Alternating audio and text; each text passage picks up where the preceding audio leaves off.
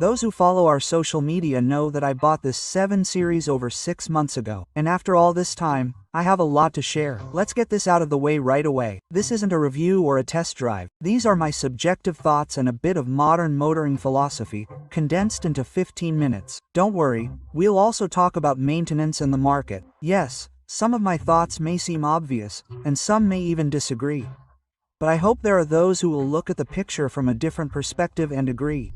And yes, you're not mistaken, the bumper was repainted by the previous owner in Korea. While car maintenance in South Korea is generally excellent, paintwork can sometimes raise questions. So, a little context. The 7 Series G11 was introduced back in 2015. It's not exactly a sensation, but from today's perspective, we can confidently say it's significant for the brand, although more on that later. I already have the restyled version, which was produced from 2019 to 2022. The most controversial design decision for many was the radiator grille. Although it's not quite proportional, it stands out from the 5 Series and is unmistakable. And compared to the current 7 Series, it's the height of sophistication and design. As for the interior, everything is still top-notch. Modern technology, extensive equipment, autopilot, which is only used when buying and selling a car, although it's an indispensable feature in traffic jams, and the quality that allowed BMW to bite off a significant chunk of the market from its competitors. This isn't the video for delving into the nuances of automotive engineering. But in short, almost everything built on the Care platform is excellent and, in many ways, uncompromising. And the 7 Series was the first car to roll off the assembly line on this platform in 2015. So, essentially, it's the progenitor and custodian of the modern BMW DNA.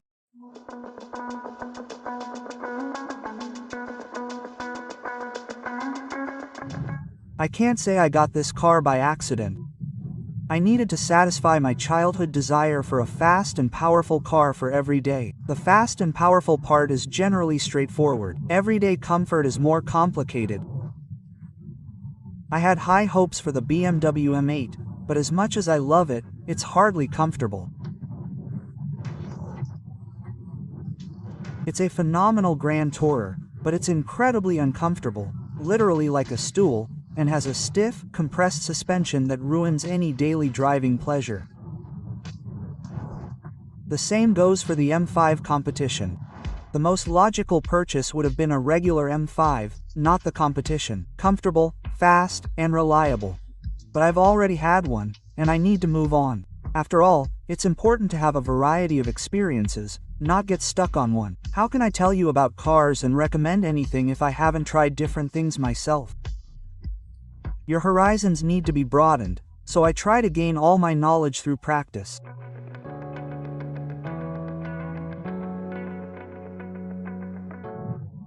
The logical question is, why not consider something from other brands?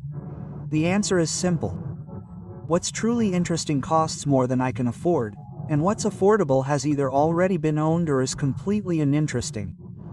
Ultimately, I decided to stick with BMW, as it's never let me down. If we're talking about BMW and comfort, then, of course, it's the 7 Series. Yes, it's a completely different car, and I'll have a lot to tell you about. Moreover, a similar car came to us for a consignment sale. I drove it and shared my impressions on our Telegram channel. There, I expressed my thoughts on it and noted that it might not be an obvious, but an interesting choice. True, back then, I didn't understand what this would lead to. Naturally, it's a good idea to buy in South Korea now, because the trim levels, mileage, and condition are much better than in the Russian market and even in Germany. For example, this 7 Series was comparable in price to the 530 and 540i, but it had more trim levels and, of course, air suspension. The first thing I faced was a choice. I needed a short G11 7 Series with all-wheel drive and a B58 engine. That's a 3-liter gasoline engine. But that wasn't the problem. Neither South Korea nor Germany offer these variations of the 7 Series. If you want a 3-liter gasoline engine and all-wheel drive, you'll only need the long-wheel drive version. If you want a short gasoline version, you'll only need rear-wheel drive. Ultimately, all-wheel drive and the short version were my top priorities, so I chose the 730D. Because I'd been talking about this car extensively on our social media, literally a month later, there were no more good deals on NKARE. The reason is simple. We were actively scooping up good deals on the 7 Series. And, as it turns out, it doesn't take long for sellers to see high demand and raise prices, and the difference between the 5 Series and the 7 Series became significantly more noticeable. Thus, my clients and I boosted the market for the 7 Series in South Korea.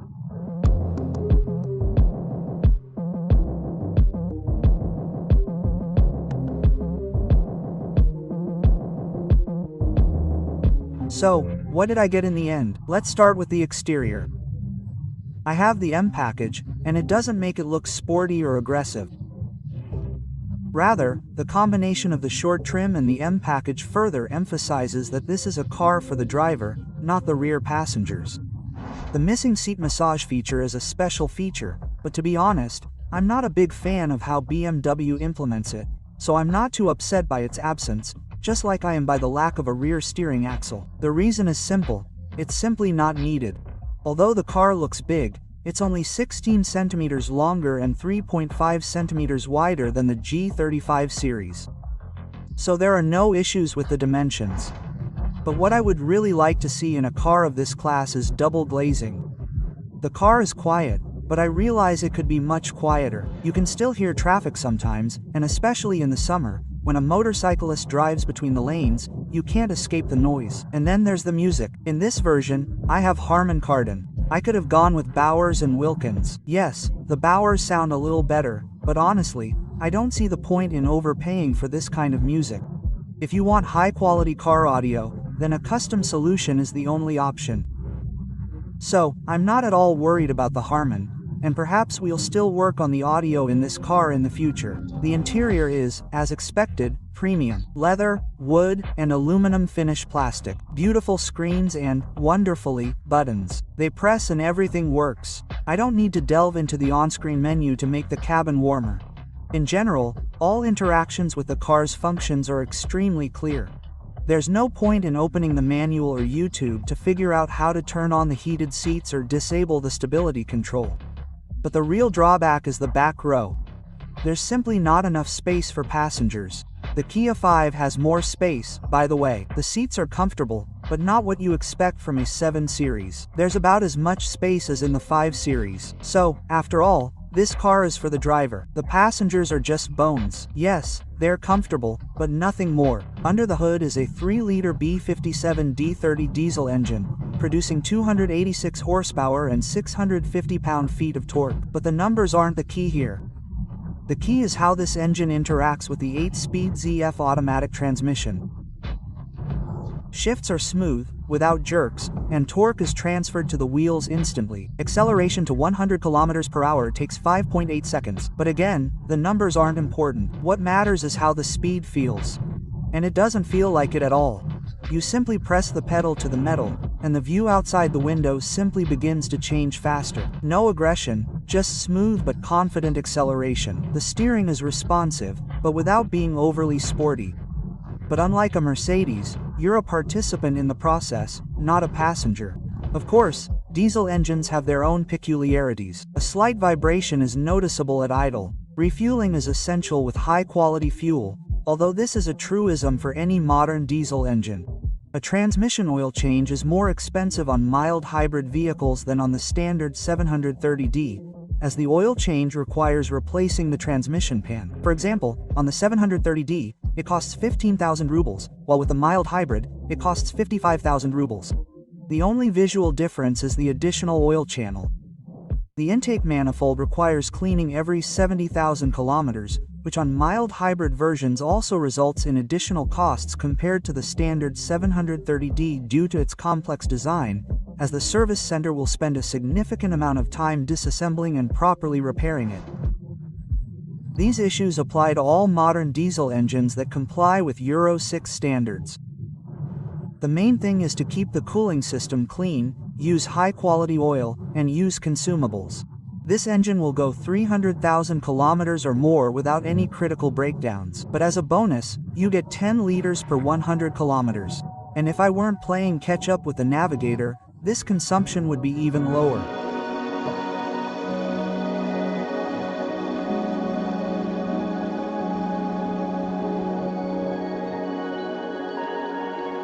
and somehow I caught myself wondering why everyone likes BMWs. If you want a reliable, well-built, high-quality, modern, dynamic, and comfortable car, the best solution is to go and buy a BMW. I've owned more than 10 of this brand, and each one has given me only positive emotions.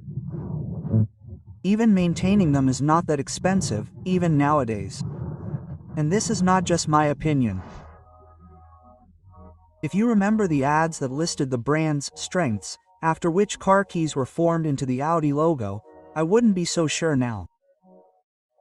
Of course, Audi and Mercedes have excellent models, but not their entire lineup. For example, the Mercedes GLS is built beyond its price tag. In some places, you could even say it's cheap, and from a technical standpoint, there are some questionable aspects. And if you compare it to the X7, the Mercedes is a cut above, even though it's a direct competitor.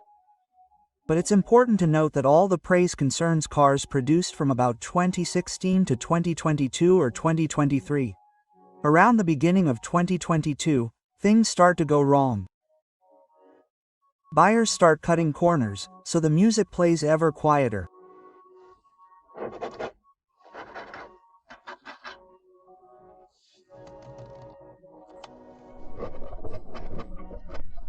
This trim here is horrendous.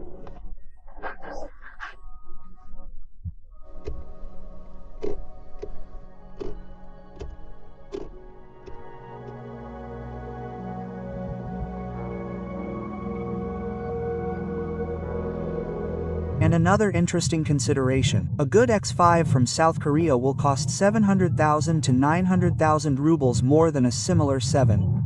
I understand that comparing them is a bit unfair, but when it comes to money, it's possible. The trunk size and ground clearance are certainly on the X5's side, and, in principle, this car's form factor is more suitable for a family.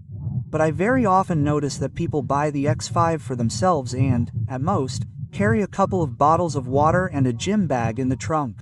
And so, I've been driving this car for 6 months. And there wasn't a single moment when I couldn't get through somewhere or couldn't fit something vital in the trunk, considering I have a family with a child, and I live outside the city. And, by the way, about the ground clearance, 135 mm doesn't seem like much, but since there's air suspension, there's a mode that allows you to increase the clearance by 20 mm. Yes, this works up to about 40 km per hour, but 155 mm of clearance is no joke. Your 2109 has 160 mm of clearance, and that's a serious SUV, so think about it. And based on all of the above, I bought my parents the same 7, only without the E-weights. And in fact, in my opinion, it even looks more elegant. Number 5 can even compare. Now we'll run diagnostics, do a big spoon, and then I'll hand it over to my parents. I think they'll be happy and will drive in maximum comfort. But I'd like to finish by saying that I didn't share this bit of my automotive life with you casually. After a relatively unsuccessful experience with a BMW M8, I decided that cars should be categorized based on specific needs. If I need a sharp, fast car for a real thrill, for hitting the track and really going sideways, the BMW M4 F82 was perfect for me. It delivered exactly the drive and speed I was looking for. I couldn't fit it all into one car. I'll definitely tell you about the M4, but I need the right weather and location. But as a stoner, I can say that it's one of my favorite cars, giving me the emotions I've been chasing for so long. And for commuting, sweltering in traffic, and generally getting around in comfort, I chose the 7 Series. And most likely, the biggest drawback of this car for me is that I don't know what to replace it with next. Of course, there's a 750 version with a 4.4-liter N63 engine, but that's a whole other story. Dear friends, thank you so much for watching this video to the end. Subscribe to Mospotbor, and you'll definitely not be ripped off when buying a car.